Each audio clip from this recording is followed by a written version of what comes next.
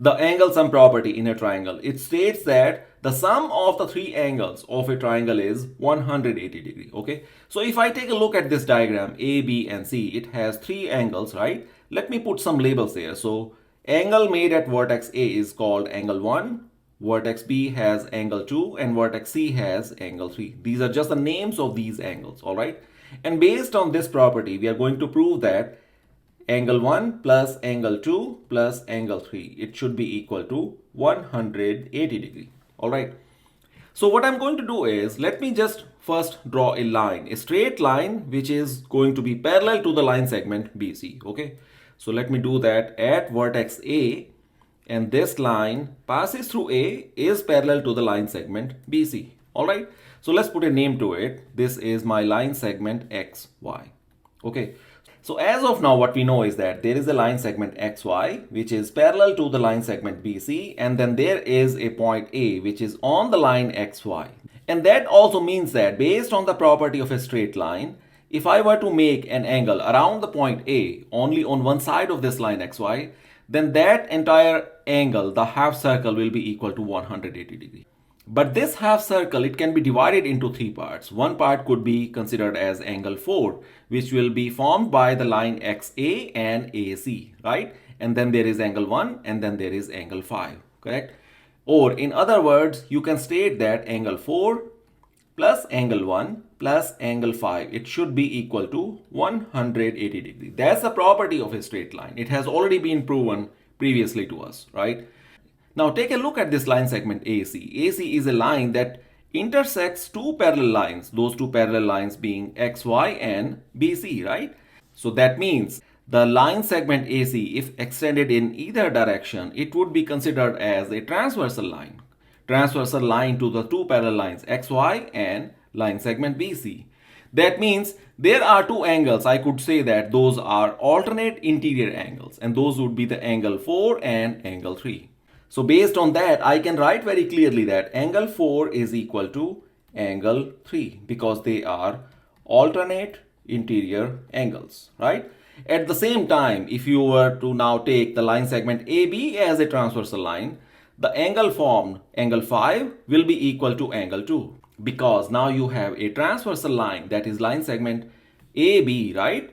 If you were to extend that in either direction, this transversal line will have two alternate interior angles, angle 5 and angle 2. And that is, one more time we can state that angle 5 will be equal to angle 2. Same logic, right?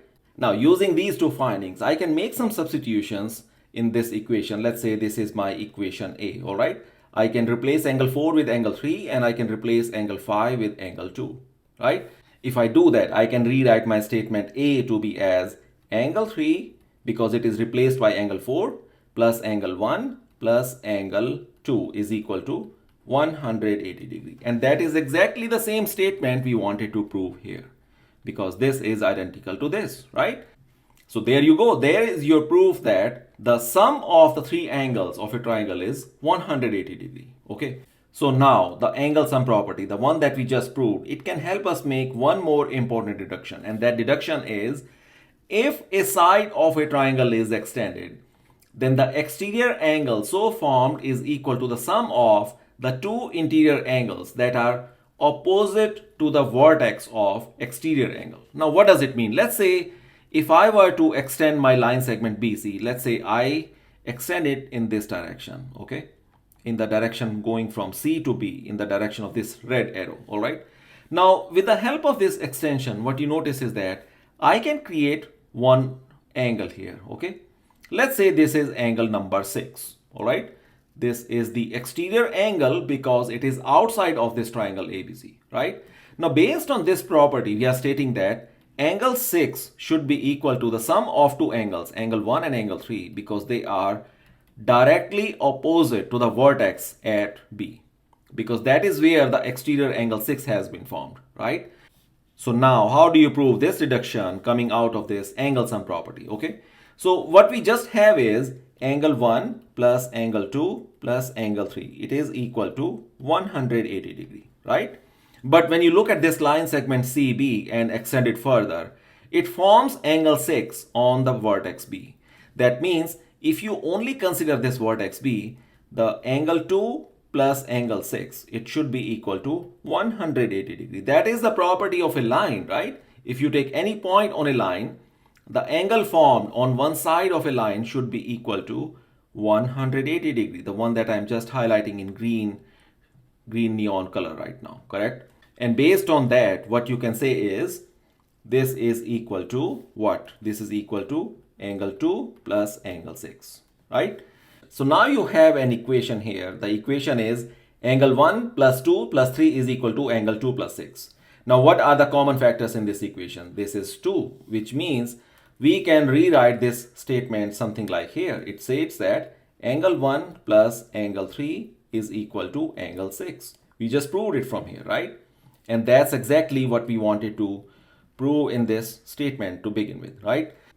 So this tells me that when you have any triangle ABC, when you make one exterior angle at any vertex, that exterior angle will be equal to the sum of two opposite angles which are directly opposite to that exterior angle. All right.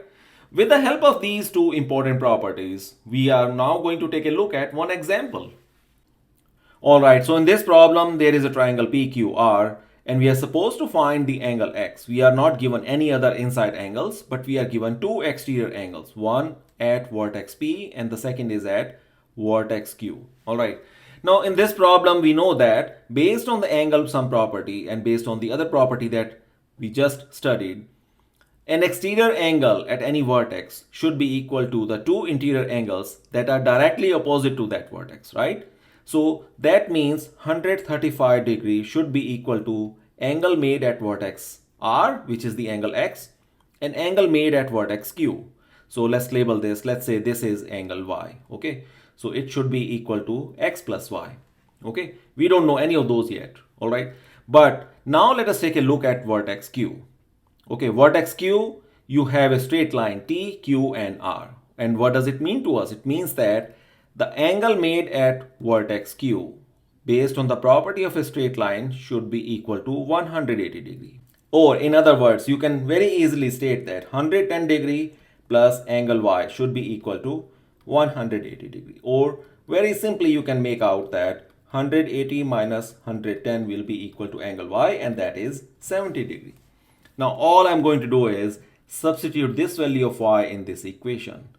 Or you could conclude that 135 is equal to X plus 70 degree.